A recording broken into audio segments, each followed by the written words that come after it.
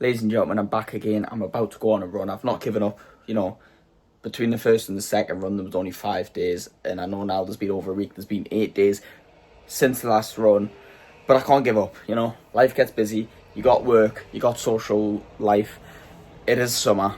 And eventually I'm going to be back at college, work, as well as social life. So I need to find a way to be consistent with this. So I'm about to go on another run and hopefully just replicate last time. I'm not looking to improve this time, although improving from the second to the first time was something. It's been a longer break, so I'm just trying to maybe replicate that, hopefully. It is early in the day. It is a lot more chilly, so I'm hoping I'm fully equipped. So Strava's going. Again, not much stretching really, but I'm going to start off light and then probably increase the pace because I really don't want to hurt my Achilles like I did last time. Bear in mind, it didn't actually hurt the next day, so mustn't have been that bad, but it did hurt at the time and it was slowing us down, and it did ultimately stop me. But as long as my heart, my lungs can take it.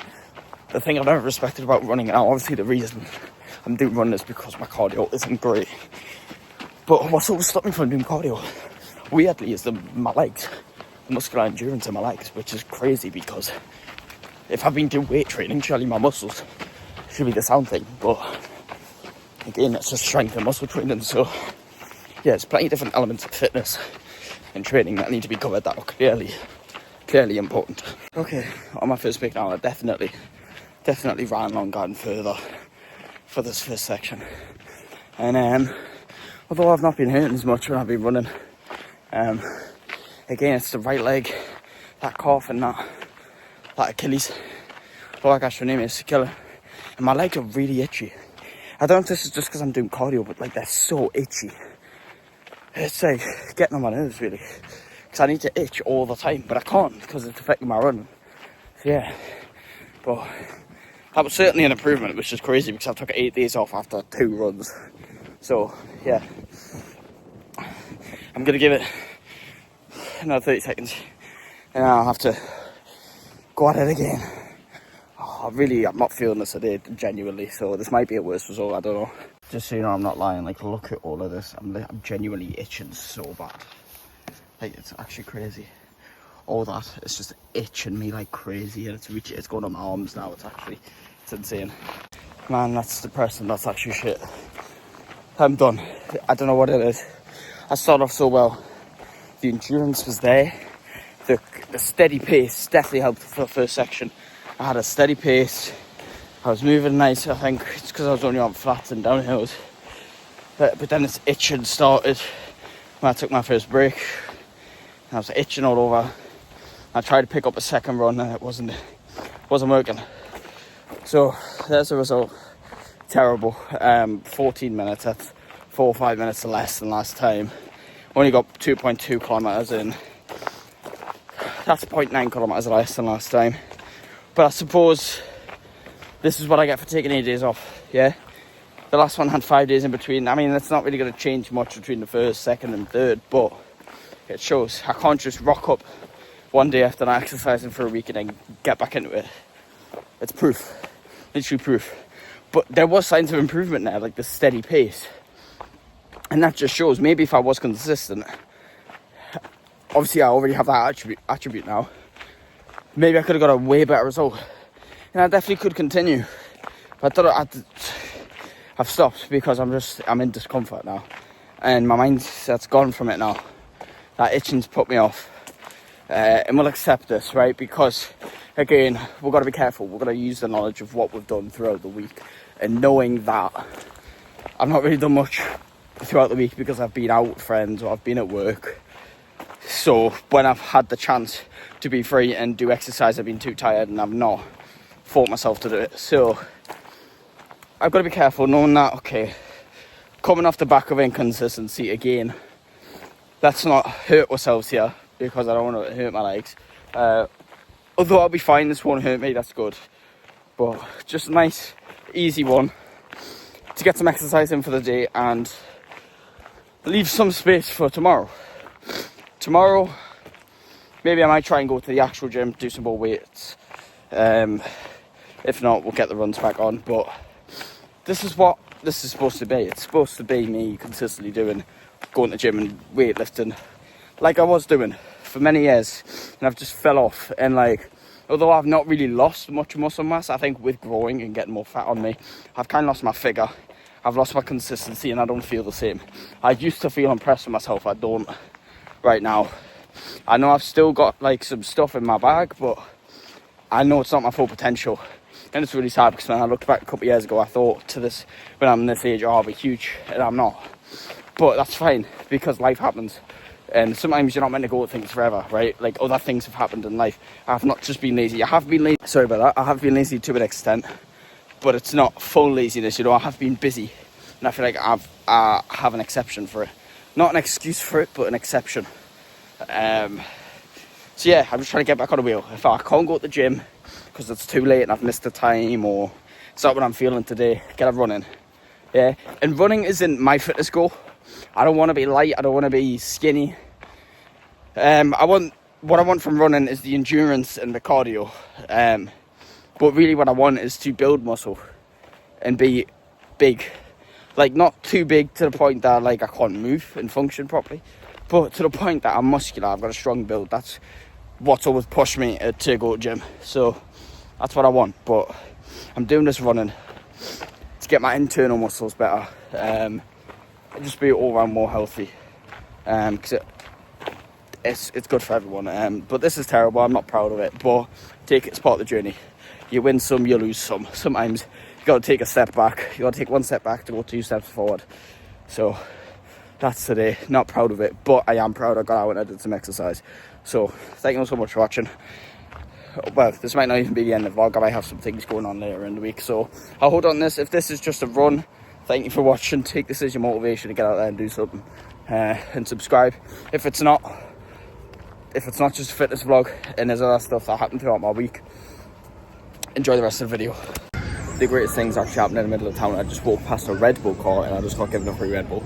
Didn't even ask for it either. I just walked past and the guy was like, "Yo mate, do you want a free Red Bull?" I was like, "What?" He's like, "Do you want a Red Bull?" I was like, "Okay." And he just opened the Red Bull and gave us a Red Bull. So the joys of being in the middle of Newcastle. I mean, I think they did a similar thing recently with a subway car. So yeah, I'll have it. Free Red Bull. Just didn't ask for ID or nothing either. That's the weird part. Now, ladies and gentlemen, I'm back. Sorry, I just introed this as if it was an intro. It's not. So you've seen the clip of me running. You've seen the short clip of me getting a Red Bull from the Red Bull car. It's going to be a bit of a short vlog, but I've left that for a couple of days, and I'm sorry, but I've been a bit busy. I didn't upload yesterday, or Friday. Friday. If this goes out later today, then yesterday. If this goes out Sunday, then I meant Friday. But it's for a reason. Yesterday I achieved something great. Yesterday I took my car theory test. You know, the theory test you have to take before you can take a practical test, before you can get your driver's license. That's what I did. So I took my theory test yesterday, and honestly I was shitting myself, right? Although, here's the story with my driving. When I turned 17, I really wanted to just drive straight away. I wanted to be really, I wanted to have pride. I wanted to look cool and be really proud of myself for learning to drive really quick at a really young age. Unfortunately, when I turned 17, obviously realising that I'm going to have to pay for driving lessons myself, which is not like the end of the world. Like, fair enough, if you want something, go pay for it. But there's some people out there might get it gifted for them. Some people might, like, their parents might just want to pay for it, which is fine. Fine. Live your life, do you? But I had to pay for it. So I knew that was going to be a lot harder. And I lost my first job in February because the business closed. And it took up until September to get another job again. Given the fact that I'm young, I was doing my GCSEs, it wasn't the main focus in life. I eventually got a job again in September, but it was after my birthday, right? So then I had to build up some money to be able to afford these driving lessons. And I think with a bit of like laziness, putting it off and saving up money, I didn't end up trying to book my lessons till December. And then, in fact, I think when I turned 17, I hadn't got my provisional license yet, which is crazy because you have to get that when you're 16. So I think I waited for my provisional first when I turned 17, then put it off a bit and whatever. Eventually, I came around to my first lesson on the 2nd of January, 2024. So this is 4 months after I've turned 17. So it's fine. I'm a bit behind, but I can do it before I turn 18. Wrong. In the school holidays, because it was in the Christmas holidays, because it was in 2nd of January. I booked it then. I booked it on like a random Tuesday in the morning. So that was the drive. So I got a driver. I got scheduled a driver. And I was chatting with this driver. He goes, "Oh, what do you do?" Told him what I do. And he asked for my availability. And I was like, "Oh, there you go." And he's like, He said, "You've booked this on a Tuesday morning.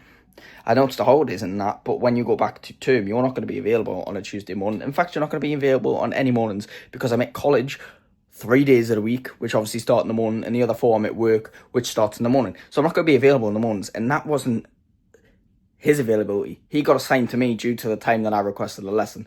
So this was my fault. So what I had to do was switch driving instructors. And that took about a month and a half for them to assign a new driver to me, which seems crazy, but maybe it was ready earlier because we were just waiting to hear back from them. But my dad actually got in touch with them, and then they're like, "Oh yeah, here's your driver." So maybe we could have done that quicker. I don't know. But regardless, I got my driver and I've started fully driving in February. It is now August. So when you think about it, within 6 months, that's respectable, really.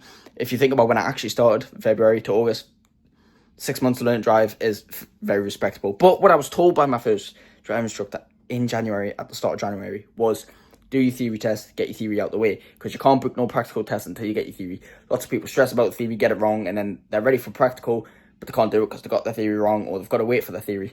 So do your theory straight away. I took that on board, and I always learned my theory, but I still put off booking for it. I don't know why. Maybe I procrastinate these things too much.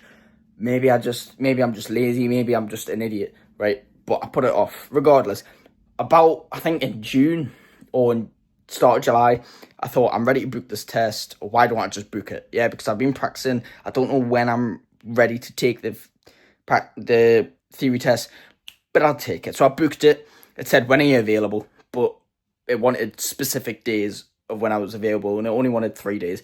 Well, obviously I'm available as soon as possible for this theory test. I want it as soon as possible. So I just put, I don't want to be begging and put like the next 3 days because I thought I might just get rejected altogether. So I put, okay, this Friday, next Friday, the Friday after, thinking it would recognize the next 3 weeks and put me in for 3 weeks. No, it did put me on a Friday, but it put me on a Friday a month and a half in advance. That month and a half being August 22nd. So I had to wait a month and a half to do my theory, which really was annoying because I knew I was getting close to being ready for tests, and putting it off that long just meant this might take a while and I might not get a practical test. Well, at this rate, I definitely wasn't getting a practical test before I turned 18, which was heartbreaking because I really wanted to do it when I was 17. But regardless, I went, fine, forget the 18. Why not do it by the end 2025? And even now, passing a theory test at the end of August, I don't know if you know what it's like in the UK right now. I don't know if it's like that in the rest of the world, but we're looking at like 6 months minimum to get a practical test. It's crazy. So that I definitely wasn't reaching that. But regardless, I went for the theory test and I was practicing, but I didn't upload nothing yesterday because I was stressing the whole day, because I woke up and I realised I've been practicing, you know, like the 50 questions, the multiple choice questions. I've been practicing all the knowledge all this time. What I hadn't realised is I wasn't practicing the hazard perception. And on that morning, I thought, you know what, let me take a look at the proper hazard perception. I took a look and I was terrible and it was not looking good. And I spent the whole day stressing, practicing this hazard perception. Never once. I did GCSEs. I did so many tests. Never once have I ever revised in advance. And even on the day when I go, okay, it's the night before or it's the day of, let me do some last minute revision. I'll do about 5 minutes and then go, fuck this, and not do it. This was the only time where I properly got my head in and I was addicted to it, and I'm like, I'm not letting up, I'm passing this. And even when I went in for it, I was not confident. I'm like, there's no way I can pass this. I don't feel like I have the knowledge to pass this. Boy, did I pass. I got 47 out of 50 on the multiple choice questions, and I got 57 out of 75 on the hazard perception, which I feel like sounds like a low score, but the pass mark was 44, so fair enough, I'm in there.